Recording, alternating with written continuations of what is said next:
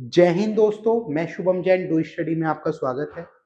जब हम मध्यकालीन भारतीय इतिहास के बारे में पढ़ते हैं, तो हमें ये समझना बहुत ज़रूरी हो जाता है कि उस समय पर शासन केवल राजाओं और सुल्तानों तक शक्ति सीमित नहीं हुआ करती थी, बल्कि उनकी शक्ति प्रशासनिक प्रणाली और अलग-अलग संस्थाओं को मजबूती भी प्रदान किया करती थी। दिल्ली सल्तनत के शासकों ने अपनी सत्ता को टिकाऊ रखने के लिए एक संगठित प्रशासनिक ढांचा बनाया था, तैयार किया था, जो केंद्र से लेकर प्रांत तक और जिला स्तर तक विभिन्न अधिकारियों को नियुक्त किया जाता था। चाहे न्याय की बात करें, अगर आप कर व्यवस्था की बात करें, सेना की बात करें, तो सबको अलग-अलग संस्थाओं के माध्यम से नियंत्रण किया जाता था। वहीं मुगल काल में प्रशासन और उसकी शक्ति को और अधिक शक्तिशाली बनाने के लिए अकबर ने मनसबदारी प्रणाली लागू की थी, जिसमें भूमि राजस्व की व्यवस्था की गई थी और संस्थाओं को स्थायी रूप दिया गया था।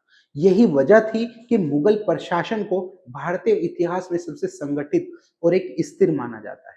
तो बेटा, इस चैप्टर के अंदर मध्य काल के बारे में हम सारी चीजों का, वहां का प्रशासनिक ढांचा कैसा था, वहां की प्रशासनिक प्रणाली किस आधार पर काम करती थी, इन सभी चीजों के बारे में बहुत डिटेल में बात करने वाले हैं, जो आपके एग्जाम के पॉइंट ऑफ व्यू से भी बेटा बहुत जरूरी हो जाता है। अब हम जो पढ़ने वाले हैं बेटा, क्लास 12 एनआईओएस का चैप्टर भी 12 है, प्रशासनिक प्रणाली और संस्थाएं। हिस्ट्री का ये चैप्टर है, इसके बारे में हम पूरी डिटेल देखने वाले हैं बेटा। अब सबसे बड़ी बात क्या है, इस चैप्टर का नाम है जैसे कि प्रशासनिक प्रणाली और संस्थाएं। अब इसके अंदर सबसे पहला पॉइंट है बेटा, मध्यकालीन भारत में प्रशासनिक प्रणाली का विकास। अब यहां पर बेटा, हम जब भी मध्यकालीन भारत की बात करते हैं, तो हमें ये शासन करने के लिए एक मजबूत व्यवस्था बनाई गई थी। राजा अकेला सब कुछ काम नहीं करता था, इसलिए उसने अलग-अलग विभाग बनाए और विभाग में अधिकारी नियुक्त किए और उनकी जिम्मेदारी भी नियुक्त की। यही धीरे-धीरे प्रशासनिक प्रणाली बना और उसमें कानून, कर वसूलना, न्याय, सेना सब कुछ शामिल किया गया। इस प्रणाली की वजह से ही बहुत बड़े-बड़े साम्राज्य बहुत लंबे समय तक चल पाए। अगर ये प्रशासनिक पूरी प्रणाली नहीं होती, तो पूरी तरीके से सारा कुछ चलाया जाना बहुत अच्छे से शायद पॉसिबल नहीं हो पाता। दूसरे पॉइंट में बेटा बात कर रहा है दिल्ली सल्तनत और मुगल काल की प्रशासनिक संस्थाओं के बारे में। दिल्ली सल्तनत से के सुल्तान और मुगल ने शासन को व्यवस्थित करने के लिए अलग-अलग संस्थाएं बनाई थी। जैसे वजीर, जो राजा का मुख्य सलाहकार भी होता था और वित्तीय विभाग का प्रमुख भी माना जाता था। दीवान, जो अलग-अलग काम देखता था, और फौजदार, जो सेना के हर एक काम पर ध्यान रखता था। जब मुगल का शासन आया, तो अकबर ने मनसबदारी प्रणाली शुरू की, जिससे अधिकारियों को रैंक, मतलब एक पद नियुक्त किया गया और उनकी जिम्मेदारी नियुक्त की गई। इससे सेना और प्रशासनिक दोनों क्षेत्रों के अंदर बहुत मजबूती प्रदान करी और शासन भी एक संगठित व्यवस्था से चल पाया। क्योंकि जब अगर आप रैंकिंग व्यवस्था स्थापित कर देते हैं, रैंक के हिसाब से आप डिसाइड कर देते हैं ये इस रैंक पर है, ये इस रैंक पर है, तो पूरे प्रशासन को चलाने में थोड़ा आसानी हो जाती है। उसके बाद बेटा, शासकों द्वारा समाज के लिए विभिन्न वर्गों को प्रशासन में शामिल करना। अब सबसे बड़ी चीज क्या है यहाँ पर, के समाज के विभिन्न वर्ग, मतलब बहुत सारी जातियों के बारे में बात कर रहे हैं। शासकों ने यह समझा कि अगर प्रशासन को चलाना है, तो समाज के हर एक वर्ग को साथ लेकर चलना बहुत जरूरी होगा। इसलिए प्रशासन में अमीर हो या फिर गरीब हो, पढ़ा लिखा हो, और उसके साथ साथ विद्वान हो, सैनिक हो, व्यापारी हो, सभी को, चाहे वो स्थानीय नेता हो, सभी को शामिल करना बहुत जरूरी है। अब क्यों जरूरी है? क्योंकि अलग अलग समाज और धर्म के बीच में सबको अवसर मिलेगा और यह व्यवस्था एक तरह से भाईचारा और सहयोग का संदेश भी जारी करेगी, जिससे कि पूरा प्रशासन संगठित होकर चल पाएगा और एक व्यवस्थित तरीके से चल पाएगा। उसके बाद बेटा, चौथे पॉइंट में जो बात की गई है, प्रशासन के 3 स्तर, केंद्रीय, प्रांतीय और स्थानीय। अब जो केंद्रीय स्तर है, सबसे पहले इसकी बात करते हैं। 3 स्तर में डिवाइड किया गया। जो केंद्रीय स्तर है, राजा और उसके मंत्री चलाते थे, जिससे पूरे साम्राज्य को नियंत्रित किया जाता था। हर एक चीज को देखता था राजा, देखने के बाद मंत्रियों को आदेश देता था, सारी चीजें करता था। तो वो कौन सा एक केंद्रीय स्तर है। फिर आपके पास आता है बेटा दूसरा प्रांतीय स्तर। प्रांतीय के अंतर्गत बेटा राज्य को कई प्रांतों में बांटा होता था और हर एक प्रांत का एक गवर्नर होता था जो राजा की ओर से शासन चलाता था। राजा हर एक आदेश, हर एक चीजें उसको बताता था और वो उस आधार पर पूरी शासन व्यवस्था को चलाता था। तीसरा बेटा आ जाता है स्थानीय स्तर। कौन सा आ जाता है? स्थानीय। स्थान के अंतर्गत गांव और कस्बे का काम पंचायत मतलब मुखिया स्थानीय अधिकारी को देता था। इससे छोटे छोटे स्तर पर शासन को चलाना बहुत ही आसान हो जाता था और व्यवस्थित तरीके से चलाया जाता था, क्योंकि सबसे पहले राजा, उसके बाद गवर्नर, उसके बाद मुखिया छोटे छोटे अधिकारियों को कस्बों में, पंचायत में मुखिया जो कि स्थानीय अधिकारी को देख रेख करता था और वहां पर अलग अलग कार्य किए जाते थे बेटा। उसके साथ साथ बेटा थोड़ा सा आगे देख लेते हैं, क्या है दिल्ली सल्तनत का प्रशासनिक ढांचा। जो दिल्ली सल्तनत है उसका प्रशासनिक ढांचे के बारे में बात की गई है। यहाँ पे दिल्ली सल्तनत के बारे में बात की गई है। कुतुबुद्दीन ऐबक से सल्तनत का प्रारंभ, जो प्रारंभ हुआ उसके बाद अब यहां पर दिल्ली सल्तनत की शुरुआत कुतुबुद्दीन ऐबक से हुई थी। वो पहले मोहम्मद गोरी का गुलाम माना जाता था। गोरी की मौत के बाद जो कि उसने खुद को दिल्ली का शासक बना लिया था। जैसे अब आप यहां बात करेंगे कि यहां पर तो सबसे पहले मोहम्मद गोरी था, लेकिन वो शासनकाल चला ही कहां पाया।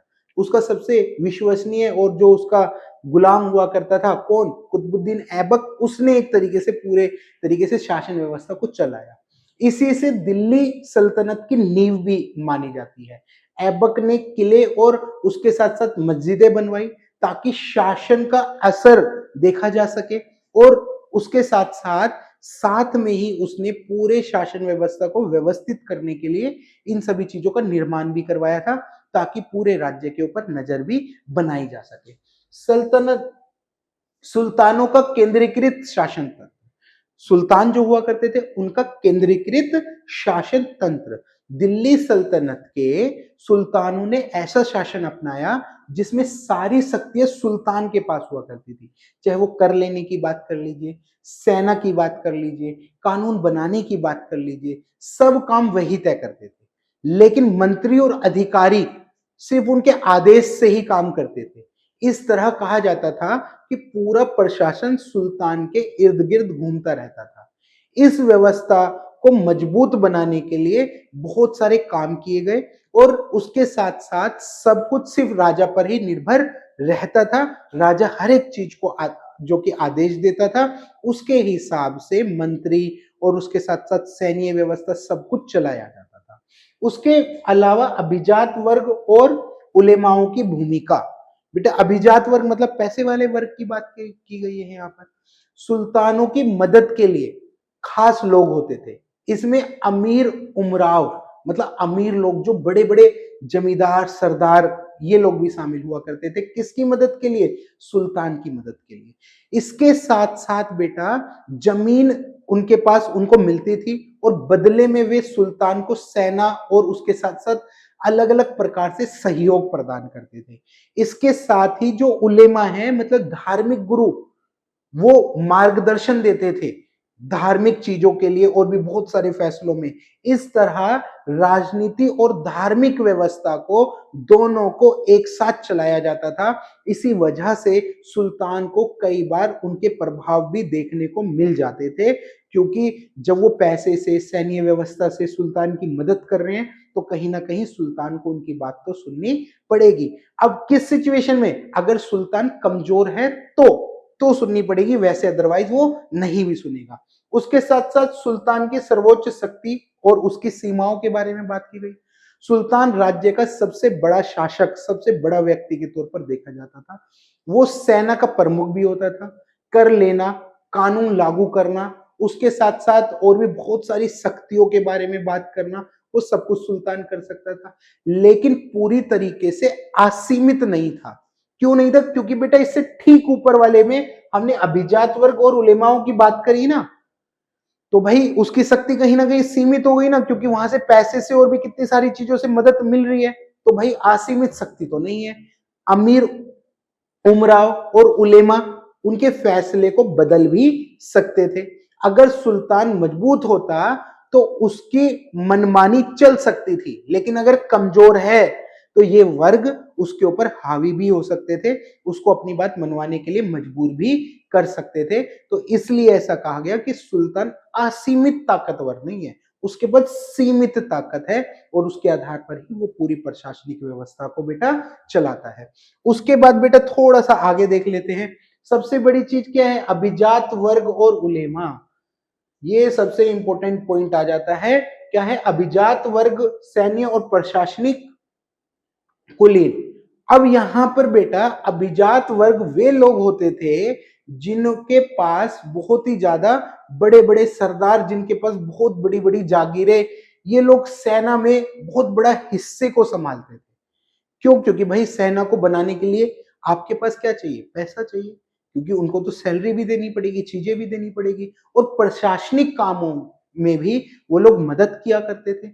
प्रशासनिक कामों का मतलब कहीं कहीं पर बहुत सारे खर्चे जो हो रहे हैं, चीजें हो रही हैं, सुल्तान इन्हें जमीर और जागीरें देता था ताकि ये उनकी सेवा में वफादार बने रहे। क्योंकि भाई जाहिर सी बात है, अगर खाली जमींदार जमींदार सुल्तान के लिए काम कर रहा है, सुल्तान कुछ नहीं कर रहा है उसके लिए, तो वो क्यों करेगा?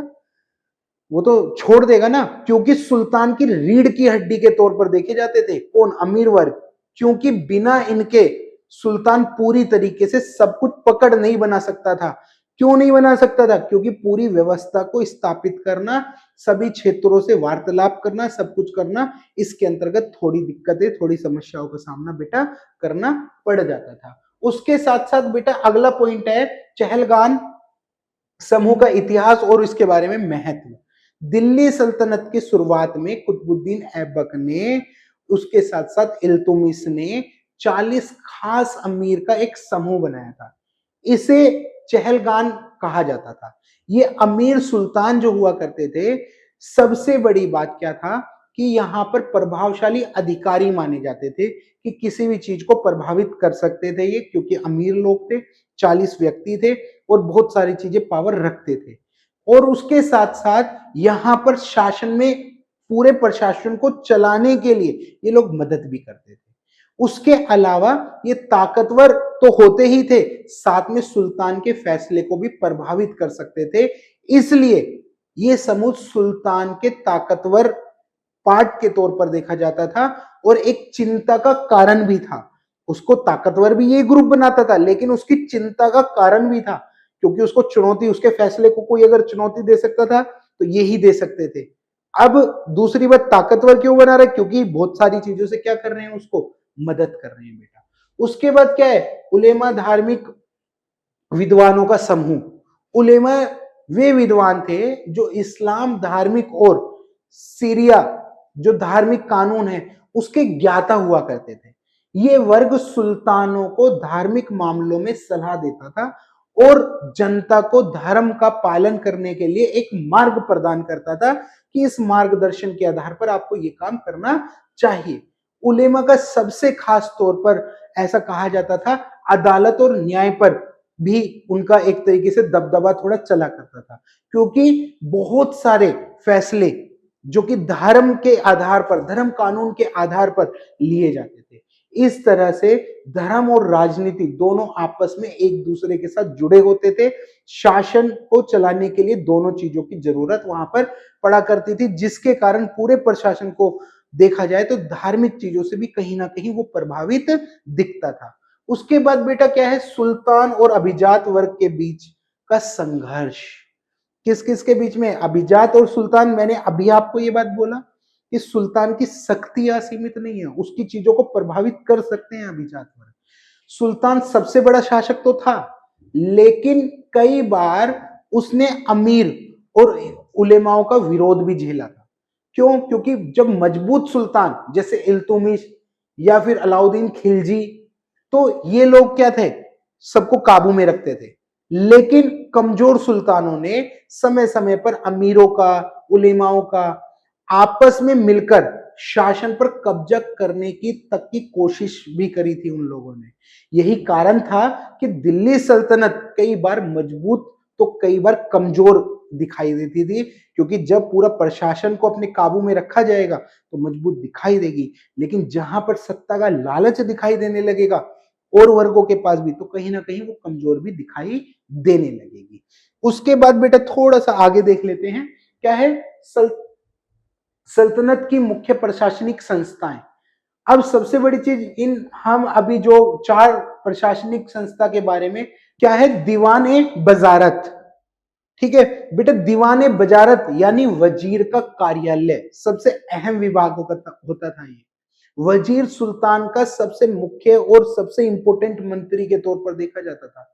वे खजाने का काम देखता था, क्योंकि राज्य का पैसे से रिलेटेड अगर कोई काम कर रहा है तो बेटा वो व्यक्ति सबसे इंपॉर्टेंट होगा। खजाने का काम वो देखता था।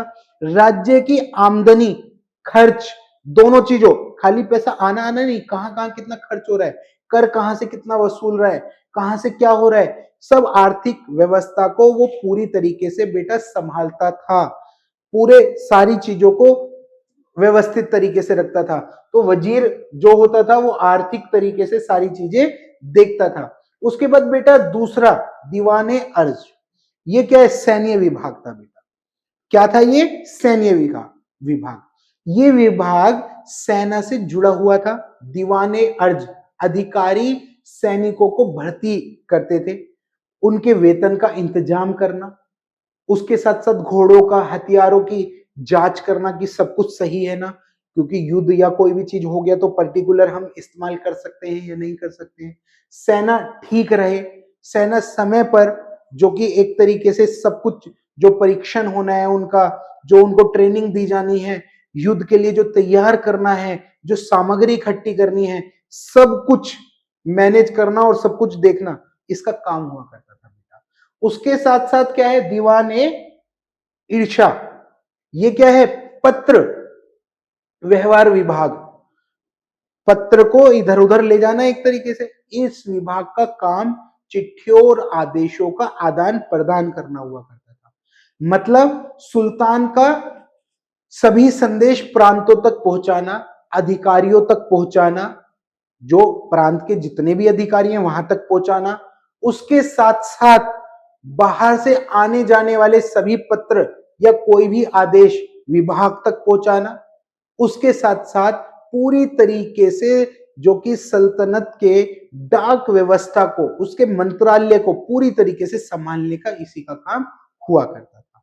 जो आपके पास चौथा विभाग है बेटा, क्या है, दीवाने रिसालत, जिसको आप न्याय विभाग के नाम से भी जानते हैं। ये विभाग धार्मिक और न्यायिक मामलों को देखता था। ये बहुत ही महत्वपूर्ण तरीके से भी माना जाता था। जो कानूनी झगड़े हो रहे हैं या कोई भी किसी भी बात पर कोई भी चीज हो रही है राज्य के अंदर, कौन से विभाग सही से अपनी जिम्मेदारी को नहीं निभा रहा है, नीति शास्त्र के बारे में सब कुछ एक तरीके से बहुत अहम काम हुआ करता था इसका। पूरे चीजों के अंतर्गत पूरी व्यवस्था को स्थापित करना इसका बहुत बड़ा काम बेटा हुआ करता था। उसके बाद बेटा अब थोड़ा सा आगे देख लेते हैं। थोड़ा सा आगे देखने के बाद क्या, अन्य प्रशासनिक पद और उनके विभाग, मीर बख्शी, सरद उस सरद, उसके साथ साथ आपके पास मुहतासिब। अब क्या था, वजीर और बड़े बड़े दीवान के अलावा भी बहुत सारे अधिकारी होते थे, जैसे कि मीर बख्शी सेना का वेतन और उसके साथ साथ इनाम बांटने का काम ये व्यक्ति जो कि सारा कुछ किया करता था। उसके साथ साथ सर्द धार्मिक संस्थाओं और उसके साथ साथ जमीनों की देखरेख करना, और उसके अलावा जो कि पूरी तरीके से अगर कहीं पर कोई धार्मिक काम होना है, कुछ होना है, तो इन सभी चीजों को देखना। उसके अलावा मुताहसिब जो होता था वो बाजारों की निगरानी करता था और सही तोल और दाम पर सारी जनता तक ईमानदारी से सारी चीजें पहुंच सके, इस व्यवस्था को लागू करने के लिए हर एक कार्य करते थे। उसके अलावा कारखानों का पूरा प्रशासन, कारखानों का प्रशासन का मतलब क्या है, सल्तनत काल में सरकार को अपने कारखाने उनके पास हुआ करते थे। इन्हें कारखाना और उसके साथ साथ यहाँ पर हथियार, कपड़े, उसके साथ साथ अलग अलग सामान तैयार होता था। कारखानों का प्रभाव अधिकारी तय करते थे, मतलब क्या कैसे किस चीज का उत्पादन किया जाए, ये सारा कुछ अधिकारी तय करते थे। तो कारखानों का पूरा प्रशासनिक व्यवस्था को देखने के लिए भी अधिकारी क्या किए जाते थे बेटा, नियुक्त किए जाते थे। उसके साथ साथ क्या है, बारिद और गुप्तचर विभाग, बारिद और गुप्तचर विभाग सुल्तान तक सूचना और खबर पर भी खास ध्यान दिया जाता था।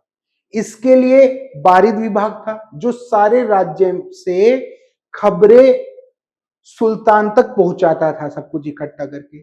साथ ही गुप्तचर विभाग भी काम करता था जो छुपकर राज्य के हालात को, अधिकारियों की गतिविधियों पर भी नजर रखता था। इससे क्या होता था, सुल्तान हमेशा राज्य के असली स्थिति से वाकिफ रहता था, उसको पता चलता था कि एक्चुअल में स्थिति क्या चल रही है, एक्चुअल में क्या व्यवस्था चल रही है, सारी चीजें जो कि वो एक तरीके से पूरी चीजें फोकस कर सकता था बेटा। उसके अलावा क्या है, प्रशासनिक सुधारों का प्रभाव, प्रशासनिक सुधार भी होते थे। इन सब अधिकारियों और विभागों ने मिलकर सल्तनत को बहुत मजबूत बनाया। शासन केवल एक आदमी सुल्तान पर ही नहीं बल्कि अलग अलग विभाग में बटा हुआ था, उस पर भी आधारित था। सुल्तान तो सारे आदेश दे रहे, लेकिन खाली एक अकेला व्यक्ति तो नहीं चला सकता ना, बहुत सारे विभाग तो चाहिए। इस वजह से जो कि काम और उसके साथ साथ सभी चीजों को बांट दिया जाता था सभी विभागों तक। प्रशासनिक सुधार को आम जनता तक फायदा पहुंच सके और इसलिए भी किया जाता था ताकि बाजार, सेना, न्यायिक व्यवस्था, सब चीजों के ऊपर पूर्ण रूप से निगरानी भी रखी जा सके। अब बेटा थोड़ा सा आगे देखते हैं, क्या है प्रांतीय प्रशासन। प्रांतीय प्रशासन का मतलब क्या है बेटा, यहां पर सूबेदार और सूबे का प्रशासन। बेटा पूरे राज्य को कई हिस्से में बांटा जाता था जिसे सूबा कहा जाता था। हर सूबे पर एक अधिकारी नियुक्त किया जाता था जिसे सूबेदार कहा जाता था। मतलब राज्य को बहुत सारे हिस्सों में बांट दिया, उसको क्या कहा गया, सूबा। अब उसका एक अधिकारी नियुक्त किया गया, उसको क्या कहा गया, सूबेदार कहा गया। अब सूबेदार या गवर्नर, आप कुछ भी नाम ले सकते हैं।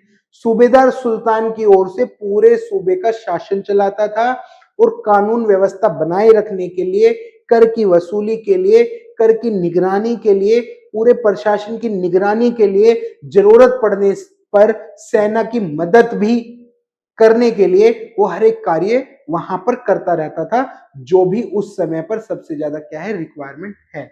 उसके साथ साथ सूबे के वित्तीय अधिकारी दीवान, हर सूबे में एक खास वित्तीय अधिकारी होता था जिसे दीवान भी कहते थे। ये अधिकार कर वसूलता था और राजस्व से जुड़ा पूरा हिसाब सब कुछ रखता था। उसका काम था जो कि सुनिश्चित करना कि सूबे में जो आय, मतलब पैसा आ रहा है, उसका सही हिस्सा खजाने में पहुंचे और उसके साथ साथ कुछ हिस्सा सही ढंग से पूरे वहां के स्पेस में जो भी व्यवस्था है वहां पर खर्च हो, सूबे के हाथ में पहुंच जाए। तो पूरी सारी चीजों को मतलब एक तरीके से मैनेज करना इसका ये सबसे बड़ा काम हुआ करता था। फौजदार और उसके साथ साथ सिकदार के कार्य। अब सूबे की सुरक्षा और प्रशासनिक व्यवस्था संभालने के लिए फौजदार और उसके साथ साथ सिकदार भी होते थे। फौजदार सैन्य अधिकारी होता था जो सैनिकों की देखरेख करता था, जरूरत पड़ने पर विद्रोह को दबाना। उसके साथ साथ सिकदार छोटे इलाकों में कानून व्यवस्था को शांति, वहां पर कानून व्यवस्था बनाए रखने के लिए और शांति बनाए रखने के लिए ये सारा काम किया करते थे। उसके साथ साथ अधिकारियों को जो कि पूरी तरीके से एक तरीके से गांव तक सारी चीजें पहुंच सके, सुल्तान की ताकत के बारे में पता चल सके, गांव गांव तक उन सभी चीजों के बारे में बताया जा सके, ये सारे काम भी देखे जाते थे। उसके साथ साथ क्या है, बारिद और साहिब दीवान की भूमिका क्या हुआ करती थी। सूबे में खबरों और उसके साथ साथ नियंत्रण के लिए बारिद नामक अधिकारी नियुक्त रहता था। उसका काम हुआ करता था राज्य की घटनाएं और अधिकारियों की गतिविधि सुल्तान तक पहुंचाए। इसी तरह साहिब दीवान राजस्व विभाग का बड़ा अधिकारी हुआ करता था, जो मिलकर यह सुनिश्चित करता था कि सूबे का शासन सही ढंग से चलाए और उसके साथ साथ सुल्तान तक हर सूचना तुरंत पहुंच जाए।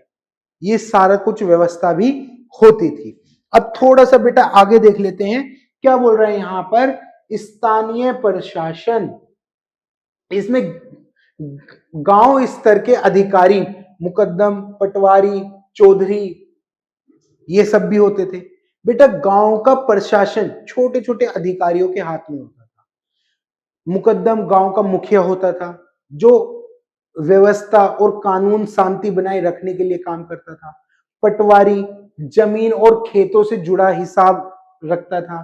चौधरी कर वसूलने में मदद करता था और गांव की जनता और प्रशासन के बीच एक कड़ी का काम करता था। गांव का शासन इन्हीं अधिकारियों की मेहनत से पूरी तरीके से चलाया जाता था। उसके बाद क्या है, परगना प्रशासन।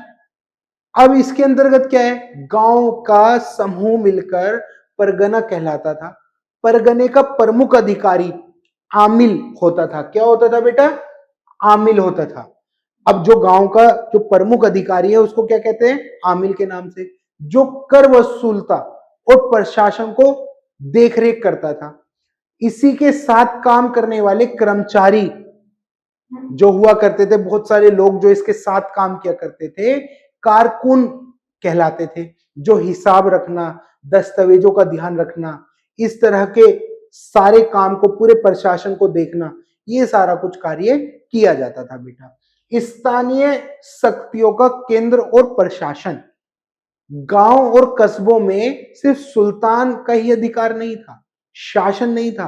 कहा जाता था कई बार यहां पंचायत, स्थानीय प्रमुख और जमींदार भी प्रशासन में बहुत बड़ी अहम भूमिका निभाते थे। ये लोग जनता की समस्या को सुनते, छोटे झगड़ों को निपटाते, उसके साथ साथ खेत के लिए पानी का जो कि पानी का पूरी तरीके से प्रबंध करवाते, समाधान, जो दिक्कतें होती उनका समाधान करवाते। यानी स्थानीय स्तर पर भी पूरे प्रशासन को, जनता को, क्योंकि जो स्थानीय स्तर का प्रशासन है वो जनता को एकदम करीब से जानता है, उनकी समस्या को बहुत अच्छे से समझ सकता है, तो वो सारे काम भी बेटा देखे जाते थे। उसके साथ साथ स्थानीय शासन में बहुत सारी चुनौतियां भी थी। स्थानीय प्रशासन गांव और कस्बों को चलाने में जरूरत सबसे बड़ी थी, क्या थी, बहुत सारी दिक्कतें आती थी। क्यों आती थी, क्योंकि कई बार अधिकारी जनता के अतिरिक्त कर भी लगा देते थे, बहुत सारे कर अपनी मर्जी से भी उनके ऊपर लागू कर देते थे, जिससे लोग दुखी हो जाते थे। कभी कभी मुकद्दम और चौधरी अपनी ताकत का गलत उपयोग करने लग जाते थे, और उसके साथ साथ सुल्तान का सीधा नियंत्रण नहीं पहुंच पाता था इन सब चीजों के ऊपर। यही सबसे बड़ी दिक्कत थी। स्थानीय लोगों के सामने बहुत सारी चुनौतियां भी आ जाया करती थी, जो आज के समय पर भी आपको देखने को मिल जाती है बेटा। थोड़ा आगे देखते हैं बेटा, कौन सी, इक्ता प्रणाली। अब क्या, इक्ता प्रणाली की परिभाषा और उसके उद्भव के बारे में बात करते हैं। इक्ता प्रणाली की खास प्रशासनिक और राजस्व व्यवस्था थी, जो दिल्ली सल्तनत से शुरू हुई। इसमें साम्राज्य में बड़े भूभाग को छोटे छोटे हिस्सों में बांट दिया जाता था। बहुत बड़ा भूभाग है, उसको बांट दो छोटे छोटे हिस्सों में। क्यों, क्योंकि इसको इक्ता कहते थे। इक्ता सुल्तान अपने अधिकारी, सेनापति, आमीरों, जो अमीर लोग हुआ करते थे, सबको कर वसूलने के लिए देता था। इस प्रणाली का उद्देश्य था राजस्व जो है, जो कि ठीक तरीके से इकट्ठा हो सके, क्योंकि एक बहुत बड़ी जमीन एक व्यक्ति को दे दी गई तो शायद कर वसूलने में थोड़ी दिक्कतें आ सकती हो, अगर उसने नहीं दिया या कुछ और दिक्कत हो गई तो छोटे छोटे हिस्सों में बांट के क्या करता था, जो कि दे दिया करता था। उसके साथ साथ इक्तादार की भूमिका और अधिकार। अब क्या होता था, इक्तादार एक अधिकारी होता था। इक्तादार एक क्या होता था, अधिकारी होता था, जिसे इक्ता यानी भूभाग का राजस्व का अधिकार दिया जाता था। उसे अपने इलाके से कर एकत्रित करना होता था, साथ ही उसे अपने सेनाओं का प्रबंध भी करना होता था, सुरक्षा का ध्यान भी रखना होता था और इन सभी चीजों को शक्ति को स्थायी तरीके से सब कुछ काम करना होता था। सुल्तान जब चाहे उसे इक्ता वापस भी ले सकता था, इसलिए इक्तादारों को सुल्तान के प्रति वफादार रहना पड़ता था। अगर वो वफादार नहीं होते या सुल्तान को कोई भी दिक्कत लगती तो वो सारी चीजें उनसे वापस भी ले सकता था। उसके बाद बेटा क्या है, राजस्व संग्रह और सेना का प्रबंध करना। इक्तादार को इक्ता से मिलने वाले राजस्व, अपने खर्च, सैनिकों की तनख्वाह, हथियारों की व्यवस्था, ये सब कुछ काम करना पड़ता था। उसकी एक खास बात यह हुआ करती थी कि राजस्व का एक हिस्सा सुल्तान को भी भेजता था और यह व्यवस्था निश्चित करती थी कि सुल्तान की सेना हमेशा मजबूत रहे और राज्य में कानून व्यवस्था बनी रहे और ये सारा कुछ, ये सब कुछ निर्धारित करती थी। केंद्रीय नियंत्रण और बदलाव।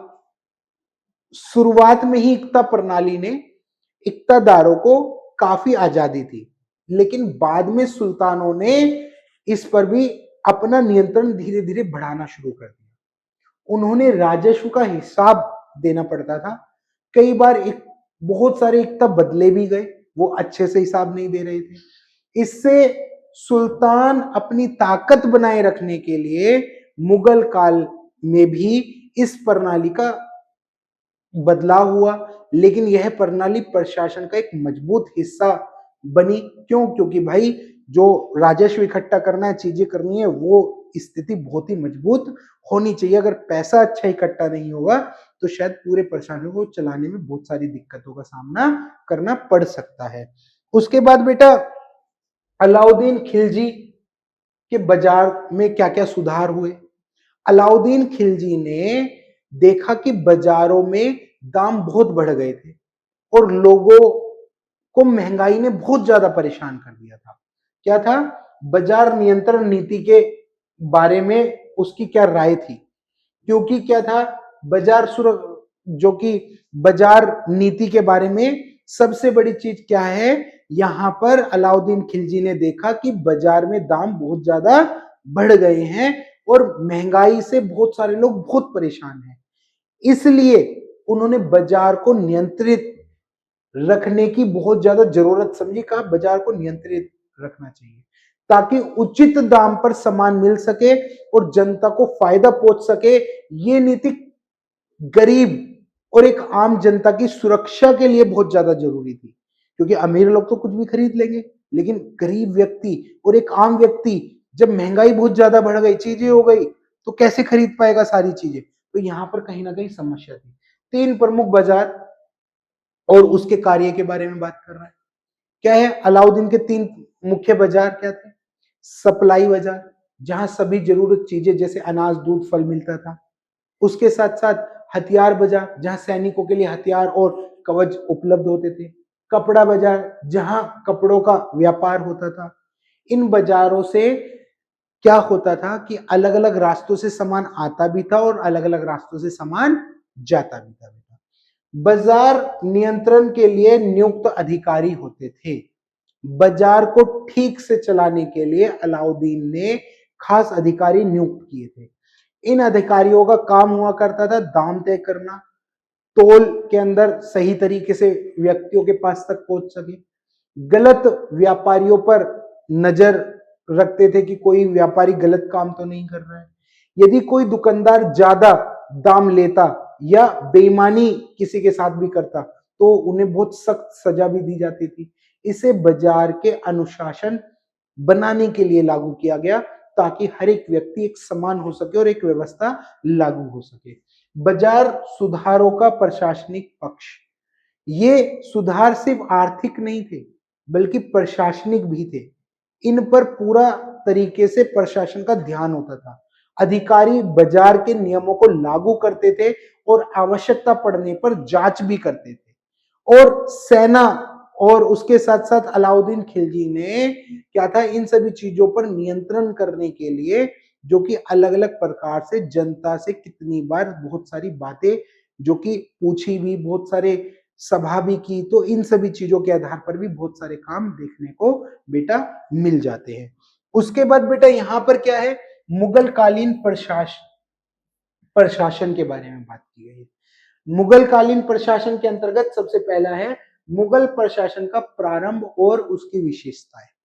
बेटा मुगल प्रशासन की शुरुआत 1526 में किसने की थी? बाबर ने की थी। ये प्रशासन बहुत ही संगठित था, केंद्रीकृत था। इसका मतलब ये था कि सरकार के सभी काम सम्राट के निर्देश पर ही होते थे। सम्राट आदेश करेगा, चीजें करेगा और उधर काम होंगे। मुगलों ने पूरे प्रशासन को बहुत मजबूती प्रदान की थी। इस विभाग जो कि अलग अलग विभाग बनाए गए थे, हर एक विभागों की अधिकारियों की जिम्मेदारी डिसाइड की गई थी। ये पूरे प्रशासन के अंतर्गत जो कि बहुत व्यवस्थित तरीके से, बहुत कुशलता पूर्वक पूरे शासन को चलाया जा रहा था। उसके साथ साथ जो सम्राट की सर्वोच्च सत्ता हुआ करती थी। मुगल साम्राज्य में सम्राट को सबसे बड़ा सर्वोच्च शासक के तौर पर देखा जाता था। वे सभी सरकारी कामों को सबसे बड़ा प्रमुख व्यक्ति होता था। उसके पास अधिकारियों को नियुक्त करना, पद से हटाना, ये सब कुछ ताकत हुआ करती थी। सम्राट पर किसी भी तरह का दबाव या कोई नियंत्रण नहीं होता था किसी भारी व्यक्ति का, इसलिए उसकी सत्ता पूरी तरीके से असीमित थी। उसके पास शक्ति जो हुआ करती थी, कोई सीमा उसकी नहीं हुआ करती थी। उसके बाद बेटा दीवाने कुल मीर बख्शी के बारे में बात की गई है। दीवाने कुल ये विभाग जो हुआ करता था, राजस्व का हिसाब रखने के लिए हुआ करता था, पूरे राज्य का खजाने पर ध्यान रखता था। जो कौन सा है? दीवान ए कुल पूरे राज्य के खर्चे पर, चीजों पर ध्यान रखता था। मीर बख्शी कौन सा है दूसरा बेटा? मीर बख्शी वो सेना का प्रमुख था। जो सेना भर्ती होती थी, वेतन और युद्ध के काम इसी की जिम्मेदारी हुआ करता था। और तीसरा प्रमुख व्यक्ति कौन थे? सर्द। ये धार्मिक और न्यायिक मामलों का बड़े अधिकारी हुआ करते थे। धार्मिक संस्थाओं को, जिसे उसके साथ साथ कोर्ट की, इन सभी चीजों की देखरेख करना इनका ही कार्य हुआ करता था। प्रांतीय प्रशासन की रचना के बारे में बात की गई है। मुगल साम्राज्य को बहुत सारे सूबों में बांटा गया था। हर सूबे का एक प्रमुख हुआ करता था, सूबेदार हुआ करता था। वो पूरे प्रशासन को देखता था। वहां का सूबेदार के नीचे बहुत सारे अधिकारी बेटा हुआ करते थे, जिनका काम था कर वसूलना, न्यायिक व्यवस्था, वहां की सुरक्षा प्रदान करना और उसके साथ साथ सभी इलाकों के ऊपर नजर रखना, कोई भारी खतरा या फिर कोई दिक्कत समस्या ना हो, सब कुछ पूरे प्रशासन को व्यवस्थित तरीके से रखा जाए, ये सब कुछ हुआ करता था। उसके बाद बेटा थोड़ा सा आगे देख लेते हैं, क्या है? मनसबदारी प्रणाली।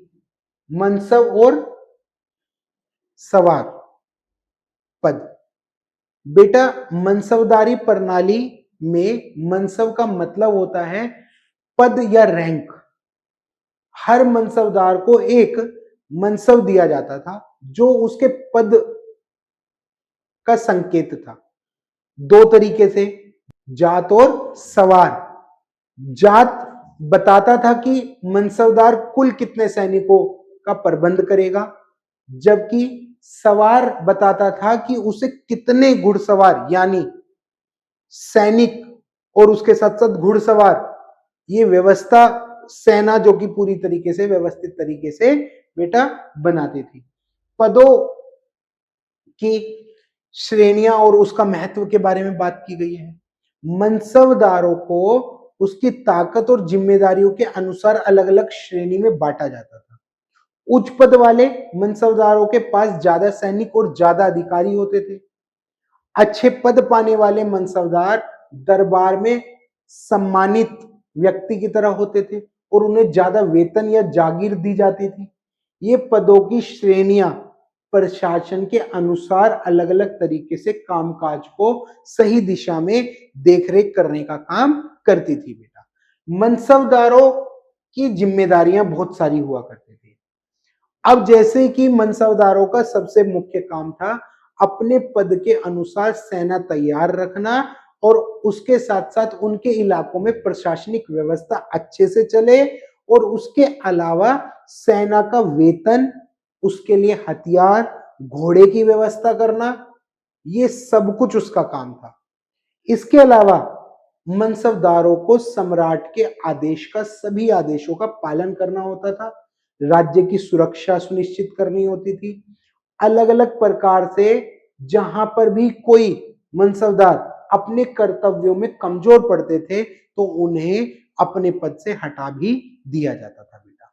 उसके साथ साथ बेटा क्या है, प्रणाली के विकास और सुधार।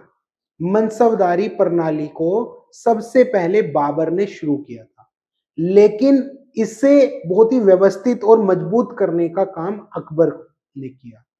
समय के साथ साथ इस प्रणाली में कई सुधार हुए, बहुत सारे पदों की संख्या बढ़ाई गई, जिम्मेदारियों को स्पष्ट किया गया कि भाई किसकी क्या जिम्मेदारी होगी। औरंगजेब के समय पर प्रणाली थोड़ी कमजोर हुई, लेकिन उस दौर तक यह मुगल प्रशासन पूरा व्यवस्थित हो चुका था। प्रशासन की रीढ़ बन चुकी थी कि किस आधार पर क्या काम होगा, कैसे होगा, सब कुछ फिक्स डिसाइड हो गया था। उसके अलावा बेटा यहां पर जागीर प्रणाली की बात की गई है। जागीर प्रणाली का अर्थ और उसके प्रकार के बारे में। जागीर मतलब होता है कोई जमीन या क्षेत्र जिसे राज्य किसी अधिकारी को उसकी सेवा के बदले में देता था। बात समझ आ रही है? क्या होता था कि कोई भी जमीन या क्षेत्र राज्य किसी अधिकारी को उसकी सेवा के बदले में उस व्यक्ति को दे देता था। ये दो प्रकार की होती थी, स्थायी जागीर और अस्थायी जागीर। स्थायी जागीर जीवन भर या कई सालों तक दी जाती थी। अस्थायी जागीर केवल कुछ समय के लिए होती थी। जागीर से मिलने वाली आमदनी जमींदार का वेतन होता था। कहा जाता था कि आपने जो हमारे राज्य को सेवा दे रहे हो उसके बदले में हमने ये चीज आपको दे दी, जागीर दे दी, और उसके बाद आपका वो एक तरीके से वेतन है। उसके साथ साथ जागीरदारों की क्या भूमिका होती थी बेटा? क्या भूमिका होती थी? जागीरदार वे अधिकारी हुआ करते थे जिन्होंने जागीरें दी जाती थी। उनका काम था क्षेत्र में एकत्र कर को एकत्र करना, और उसके साथ साथ सेना जितनी भी हुआ करती थी उसको संभाल कर रखना। वे अपनी जागीरों का ठीक तरह से चलाते थे और जरूरत पड़ने पर राजा की मदद भी किया करते थे, सेना भेजते थे। उसके साथ साथ जागीरदारों को अपनी जागीर के अंतर्गत न्याय, शांति बनाए रखना, इन सभी चीजों का भी ध्यान रखना होता था। उसके साथ साथ क्या है, जागीर का हस्तांतरण और नियंत्रण के बारे में बात की गई है। राजा जब चाहे जागीरदार की जमीन वापस ले सकता था और किसी भी अन्य को दे सकता था। इसके ऊपर राजा के ऊपर कोई पाबंदी नहीं थी। जागीरदार जितने भी हुआ करते थे जागीर का हस्तांतरण हो सकता था। इससे राजा की सत्ता बनी रही, और उसके अलावा जागीरदारों की ताकत भी सीमित रही, क्योंकि राजा कभी भी कुछ भी कर सकता है। राजा जमींदारों को नियंत्रण में रखने के लिए कभी कभी उनकी जागीर को बदले में उससे ताकत वो ना बन जाए तो किसी दूसरे व्यक्ति को भी दे दिया करता था बेटा। उसके अलावा बेटा जागीर प्रणाली की बहुत सारी चुनौतियां थी। जागीर प्रणाली से सेना और प्रशासन बहुत मजबूत हुआ, लेकिन इससे कई समस्या भी आई। कई जागीरदार अपनी जागीर को अपना निजी साम्राज्य समझने लगे थे। राजा की सत्ता को कमजोर बनाया उन्होंने। उसके साथ साथ जागीरदारों की अधिकार, उन्होंने ताकत केंद्र सरकार से धीरे धीरे वो लोग मानने लगे कि केंद्र सरकार की ताकत कम है, हमारी सरकार की ताकत ज्यादा है। इससे क्या हुआ, जो साम्राज्य के बहुत सारे हिस्से स्वतंत्र हो गए, अपनी मनमर्जी से काम करने लगे। तो ये सारी दिक्कतों का सामना बेटा उस टाइम पर करना पड़ा। थोड़ा आगे देखते हैं बेटा, क्या है मराठा प्रशासन। मराठा केंद्रीय प्रशासन के बारे में बात की गई है। मराठा साम्राज्य का केंद्रीय प्रशासन राजा उसका मार्गदर्शक हुआ करता था। मुख्य सलाहकारों और उसके साथ साथ मंत्री परिषद और उसके साथ साथ कहा जाता था अष्ट मंत्री। 8 मंत्री प्रमुख थे, जैसे कि पेशवा प्रधानमंत्री, सरदार सेना प्रमुख, महामंत्री जो सचिव होता था, उसके साथ साथ और भी बहुत सारे विभाग होते थे, बहुत सारे मंत्री हुआ करते थे जो शासन को पूरी तरीके से चलाने में हर एक कार्य किया करते थे। उसके अलावा बेटा आपके पास है प्रांतीय और स्थानीय प्रशासन। साम्राज्य को कई प्रांतों में बांटा गया था, जिन्हें मंत्री या सेनापति अलग अलग नामों से जाना जाता था। हर प्रांत के स्थायी अधिकारी और जमींदार अलग अलग प्रकार से मदद पूरे प्रशासन को पहुंचाते थे। गांव और कस्बे के अधिकारी जैसे कि पटवारी, मुकद्दम, कृषि कर वसूलना, कानून व्यवस्था का ध्यान रखना, ये सारा कुछ जो कि एक तरीके से प्रशासन के आधार पर काम किया करता था, शासन के आधार पर काम पूरी तरीके से किया करता था। मराठा प्रशासन में वरिष्ठ अधिकारी के बहुत सारे कार्य हुआ करते थे। वरिष्ठ अधिकारी के महत्वपूर्ण काम जो कि हुआ करता था, पेशवा शासन के सारे कामों का मार्गदर्शन करना। सरदार सेना के प्रमुख हुआ करते थे और युद्ध की जिम्मेदारी लेते थे। महामंत्री सरकारी दस्तावेज और राजकीय आदेशों का पालन किया करते थे और उसके साथ साथ जो खजाना मतलब जो कर इकट्ठा हुआ है उस सभी चीजों को देखते थे। तो सभी लोग वरिष्ठ अधिकारी के आधार पर बहुत सारे अलग अलग पद थे और अलग अलग बहुत सारे बेटा कार्य भी हुआ करते थे।